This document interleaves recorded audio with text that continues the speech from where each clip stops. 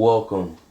You have reached review time with Imperial, and today's review will be Power Book 2 Ghosts Season 2 Episode 1. Let's get into it. So right off the bat, hey, get to that subscribe button. Like the video.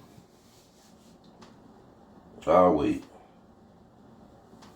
Alright, let's go. So there's a lot of pressure, in my opinion, for this season 2 of Power Book 2. The continuation story of Ghost and Tyreek. I think it's a lot of pressure on this season. The first season was okay. It ended in Professor Jabari getting killed for digging too deep after Tyreek got the money from him. Tasha going in with set program. Tommy faking his death and coming to approach Tariq, and Monet pulling a gun out on Tommy, and then Tariq driving off with Monet, Drew, and Diana. Plus building an alliance with Kane seeing him kill Jabari. This season has a pressure because, in my opinion, you had Raising Kanan was a hit. It draw people in. People still feel some type way about Tyreek, how they portrayed Tyreek as being the cause of a lot of things, and they patronizing him, where they did a good job of making you start to believe in the character, where wanting fans to see Tyreek win again. But when you step back and look at all that he did, he was responsible for so many deaths. He was responsible for his twin sister getting killed. He was responsible for Proctor getting killed.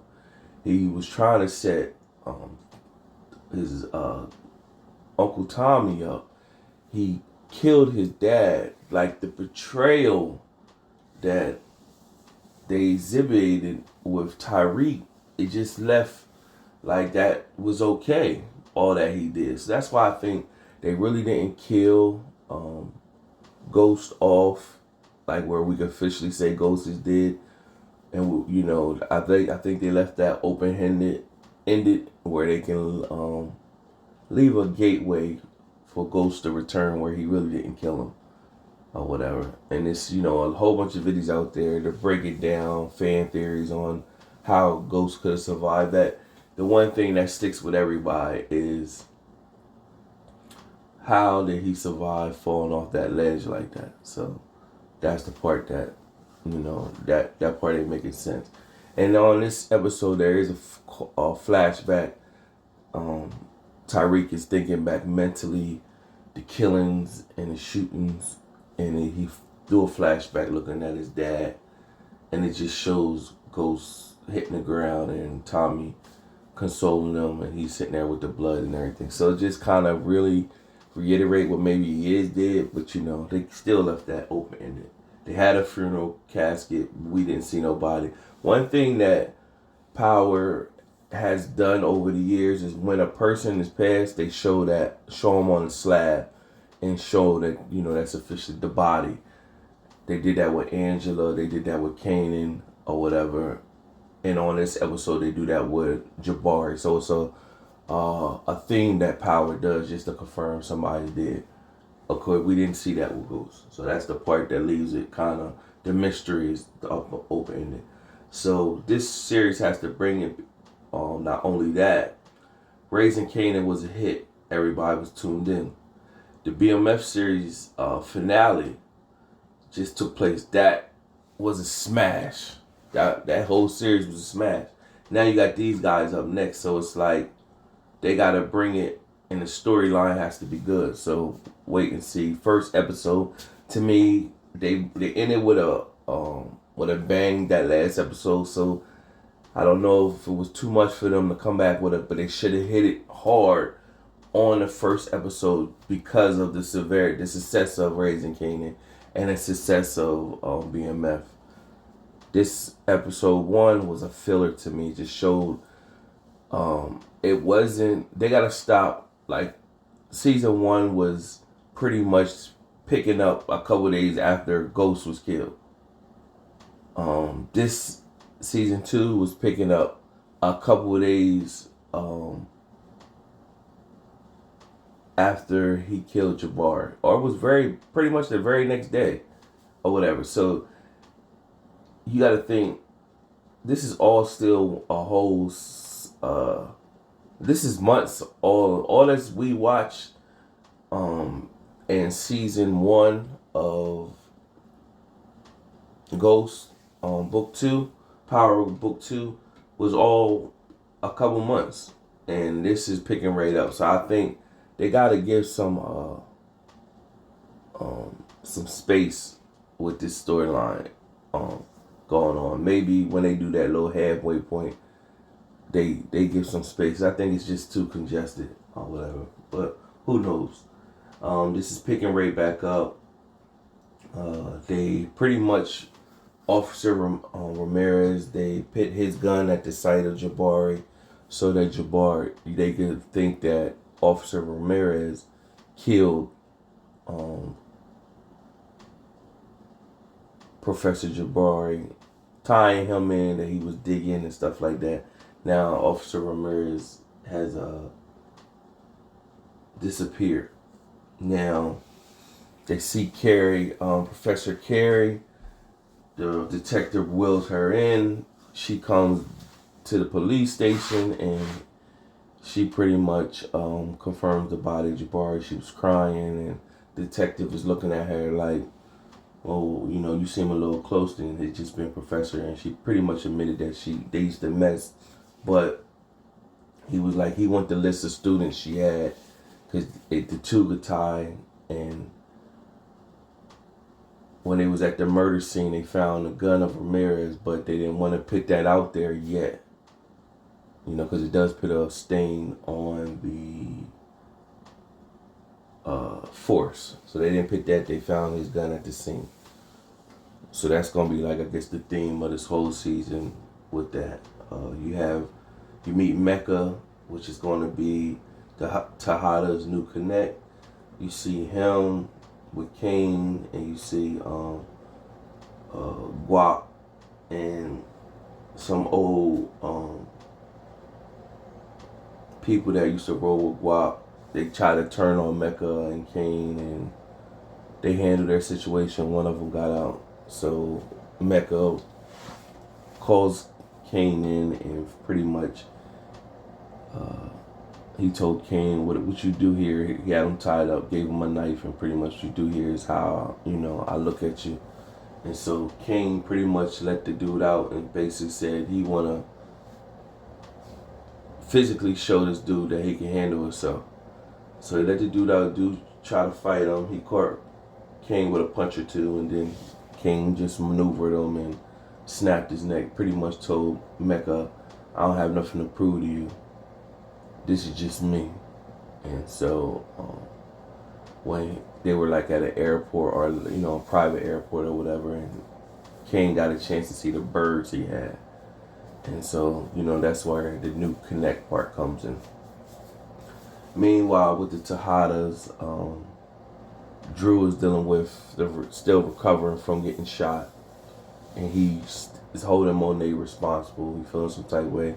She went out and bought him some art gear, but he can't use his hand because of the damage. So that was, he was still frustrated with her on that. And him and Diana had a heart-to-heart sibling talk about them wanting to be more independent and not having Monet run their life so much. They want to make their own decisions. And that's going to be the thing. You can see that's going to be the theme of this series of them going against the grain of what she's saying. She's going to lose control of the situation. Because everybody want to do. Kane already broke off. He want to do his own thing. Now, she has them in line, but they want to do their own thing as well. and you can see like Diana is want to flourish. She want to do her own thing, but she still finally leaves her mom's wishes. The mom took her out shopping, and she had this provocative dress on, and the mom was like, "No, don't wear that." And she wasn't feeling that. She wanna, she really likes Tyreek, and you can see that, and you can see her pressing up on Tyreek in the episode, and Monet jumped in, and she's tired of that, and she know Tyreek really never gonna take her serious or look at her in that light as long as Monet is like there or whatever. You know what I'm saying? Meanwhile, she's not gonna be able to compete with the other girls that's pushing up on Tyreek because she, the Monet situation. So you can see that element on and it shows how they're going shopping at high-end stores. Then they taking the bags from the high-end stores, emptying them out, pitting the bricks through the high-end stores. But now they're moving weight in the cars and stuff like that, and around the city. And there was a moment where they're supposed to follow the script where keep moving. Monet was like, "No, stop. I want to get Drew signed." This is when she go get him the art gear. And the cops come over, and Diana handled it, but it was reckless. When you moving that weight, they're supposed to keep it moving. Now, Tyreek wanted to pretty much get out the game, but he's seeing an element for Monet pretty much. Stuff is hot on Stanford. They found Jabbar and everything like that, but Monique probably just kind of pulled him in. He was telling Braylon that, he wanted to get out the game, but Braylon was telling like, "Man, we got a good thing going. Like, I don't want to live up with my family, living off my family and stuff like that." And so, of course, by the end of the episode, Tyreek is back in the game. It shows Tyreek with Lauren, and Lauren's pressing up on him, and she's a little distraught on Professor Jabari. And it has back to the, where they're on the classes, and they have this different debates on the kid's viewpoint, and it shows Tyreek say something philosophical in the matter. So Lauren came to his room, and she pushed up on him again. He kissed her, but then somebody paged him, and at this moment, she pushed up on him, and he kissed her, but somebody paged him, so he backed down. So she felt whatever. So he still ain't clapped them cheeks yet. So you could tell she want him to clap the cheeks. After all, she dissed her boyfriend for him, so you see that coming. And so freaky Professor Carrie, Zeke popped up. She's still distraught over on Jabari, and of course freaky Carrie, she had to get her boots knocked, and she told him about Monet approaching her. Now Monet on her end is activating the plan with Zeke. She wants Zeke to declare for the draft. He doesn't feel as though he's ready. He want to build his stock back up, stay in school another year before he go into the draft. Now, I think the element would be dope that if they let Zeke go to the league and show how they still can't get out the game. But the writers, it seems like they're going to have Zeke get killed and he never make it to the league. That's what's going to keep him in the game. But I think it would be dope if they let Zeke get into the league, drafted and everything, but they still can't get out the game. I think that element would be whatchamacallit. Because, you do see a lot of celebrities or sports athletes that's still tied to where they come from and stuff like that. So that element, capturing that element, I think would be a good addition to the show. But who knows? But I just think the writers of power right. Seeing him get killed before he even make it, that keeps them in the game to keep the storyline going. But I think you keep the storyline going the other way as well. And that's pretty much the episode. There was a moment with Tyreek and Braylon, his dad. They're amongst the secret society, and they have an annual We go out and kill deer. They invite Tyreek, and one of the they called him Uncle Rick. He pretty much was like looking at Tyreek like a minority, and the program at Stanfield allowed minorities to come in, and basically Tyreek had to speak up for himself. Basically, I'm not here off of that. I'm in a serious educational program that everybody know about, and I'm excelling at it. On top of that, I'm not here off of just because I'm a minority. I'm here because I'm here with my father's trust. And then he asked who his father was. He told him, and then he was like, "Oh, that's unfortunate. I wonder if the rumors is true. That'd be sad for that to happen. If the rumors is true, what will happen after his death or whatever." So you can see that's gonna be something. But while they was out hunting deer, culturally, certain cultures don't grow up hunting deer, and they see death through another set of lenses, the human death. Other cultures don't necessarily see the human death yet. They see it through animals and killing animals, and they raise them to do killing ducks, birds, animals, deers, and stuff like that. And it's showing the element of our culture. But nevertheless, they was out in the forest or wherever, and they was hunting a deer, and after they shot the deer, they went out to go chase the deer to see when it dropped or whatever, and the congressman shot at Tyreek and hit the tree. Now Tyreek took off running, so you thought he was running for his life. He was running to go find a deer, because the shot didn't even affect him, where somebody else would have been affected by it, but it didn't. He's so numb to that, it didn't even affect him. He was still focused on the deer or whatever, wanting to see the deer die out. And then Braylon was like, "Well, that could have hit him. Like, what's wrong with you?" And so he was like, "Well, my fault. That shouldn't have happened. And here, you get the final kill shot." And Tyreek was just sitting there looking at the deer die out, giving flashbacks of his dad, giving flashbacks of Javari, and Braden just took the kill shot and told him, get over it.